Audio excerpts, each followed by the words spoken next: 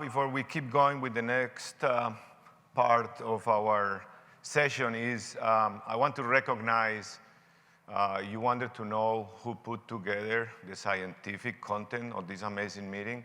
It's because there is a big force behind that. And I just want you guys to give a round of applause to these two amazing surgeons, Dean Shao and Dr. Larry Lenke. They make an amazing program. Thank you, guys.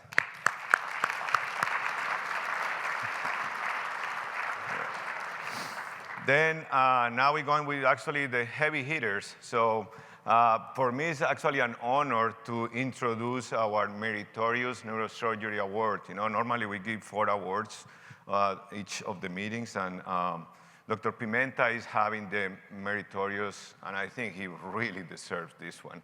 So Dr. Pimenta, if you guys don't know, is basically a monster in our field. You see here his career. He's a Brazilian guy. He's just not like a, silver spoon, Harvard, Hopkins, whatever you name it. Sorry about that, guys. But this guy came from the ground, yeah? And he found his way, and he's so smart, so innovative, that I think he made a big change. Few guys have been changing on the spine surgery. And I just want to show you, these 2 things changed, actually, to me, spine. Because why? Dr. Pimenta just not describe and popularize the lateral access to the spine and doing, single or 2-level lumbar fusions. It's actually opened a new avenue to treat the spine.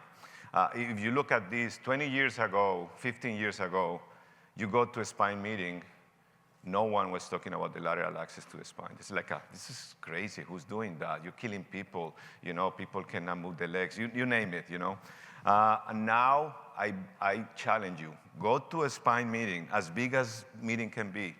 There will be 1 or 2 dedicated sessions to lateral surgery. Dr. Pimenta, you're amazing. You really changed our field, and I'm very proud because you've been my mentor. I learned from you this surgery, and I think I can imagine myself being a spine surgeon without doing lateral access and the anterior column. So, Dr. Pimenta, welcome to the stage, and it's an honor for us to give you a Meritorious Award. I want to give you this little token. I bet that you have millions of these ones, but one more for your collection. And we want to listen from you. Yeah, thank you. Thank you, Juan. Yeah, it's a great honor to come here, and Juan invented this thing, right, of Meritus. Not always has been this in my life. And especially, so he asked me to present something, and because this meeting is about innovation, I have a short, very short talk. I will not bother you more than 5 minutes. So it's innovation in spine surgery, my disclosures, and basically what is innovation, right? You have a definition here that you barely know what this is, but I have to say that innovation is about failures. Innovation starts with collecting data. If you don't collect data, impossible to do innovation. And when you start looking into something very different, you will fail. And I failed so many times. People say, oh, you're a monster, like Juan said. Nobody knows. There is a saying in Brazil that everybody looks how much you can drink, but don't look how many times you went to the floor. So, and this is what happened in my life. So basically, I failed a lot, but I learned a lot too. So, and there is no innovation without failures, and until that, you find some success. So you fail more than you have succeeded. So basically, my success, I would say, started in 1999, when I came from Germany and I learned thoracoscopic surgery. I got in love with endoscopy, and now endoscopy is kind of a trend, a new trend in innovation. And I thought, okay, I will come to Brazil. I will stop doing brain and dedicate my life to spine endoscopy. A failure, another failure. So, so I started doing this, and then I did A-lifts, endoscopic, and cervical, etc., everywhere. And so I fail, until something was good. So I learned to do laparoscopic lateral procedures, and you can see, you know, some of the crazy titanium cages at that time in Brazil, made by myself.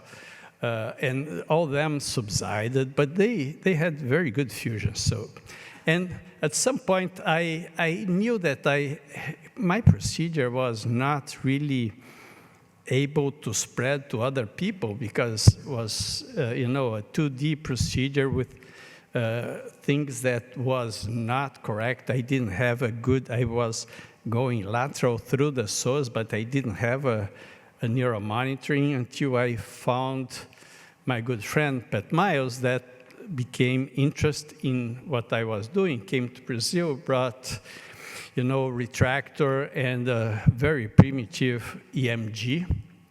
And this was the start of the lateral procedure. Basically, this is what happened, and we built a technique that was very different because you can implant the huge cage from cortical to cortical and a big area for fusion. So probably that's the best way to fuse the lumbar spine, at least. Was very combined with indirect decompression.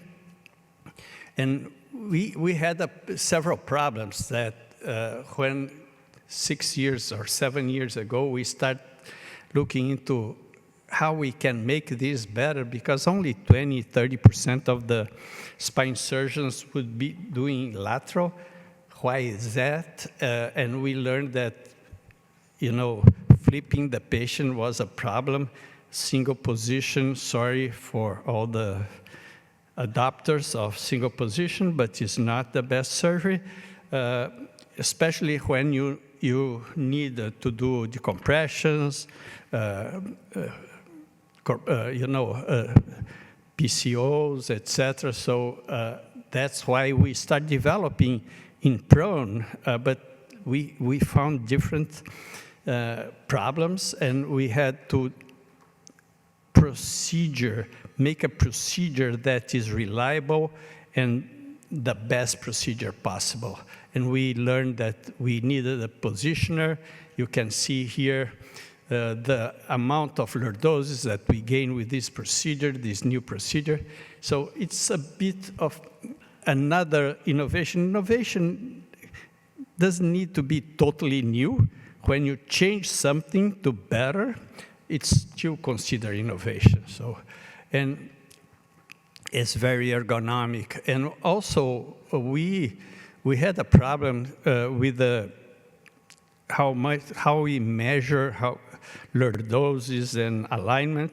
So we acquired EOS, and EOS now is meant to be used during the procedure, and being able to find during the procedure and at the end of a procedure the best correction possible. So it's an ecosystem that is not only diagnosis, but is better surgery. And also at the end, we also integrate to navigation and robotic. And this is all I have. Thank you very much.